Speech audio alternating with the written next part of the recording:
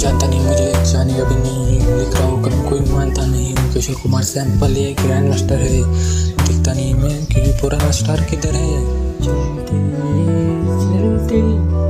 मेरे ये गीत याद रखना, कभी अलविदा ना कहना, कभी अलविदा ना कहना,